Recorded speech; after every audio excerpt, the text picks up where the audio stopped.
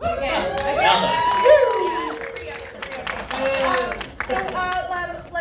Let's go through. Please introduce yourselves and tell us your relation to the film.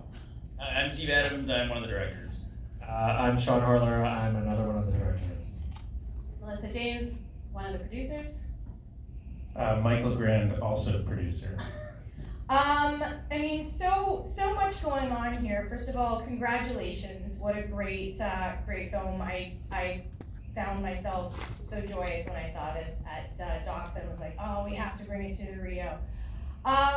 So much to talk about. Can you talk a little bit just first, like, how did this fall into your orbit? How did it sort of, like, what was the genesis behind it, or were you guys all just like hardcore Michelle remembers kids from the 80s or something, from the 90s?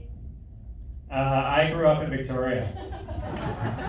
So, the pastor, Michelle and Larry, and you know they're married now, so no spoiler, they lived like 10 minutes down the road from me, in a big, huge house overlooking the ocean. So you know how they did from the book very well.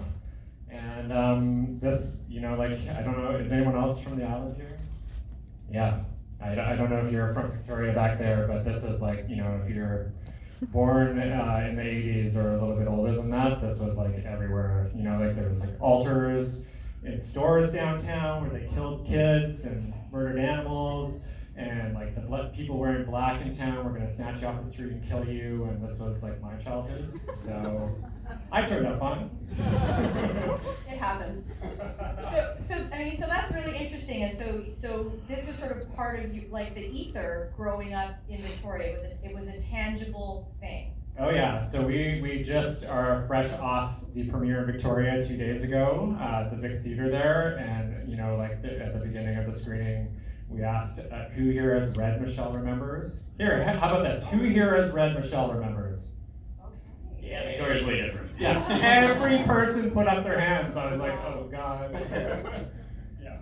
And I mean, you certainly touch upon it in the film, and for those of us of a certain age, like this whole, like, you know, satanic panic thing and this sort of social contagion was a regular part of my, you know, latchkey kid post-school TV dinner watching Sally Jesse Raphael experience. Like, this was a very, like, a mainstream thing. So this was the Victoria one, right? Like, it was really big for anybody that doesn't remember, right?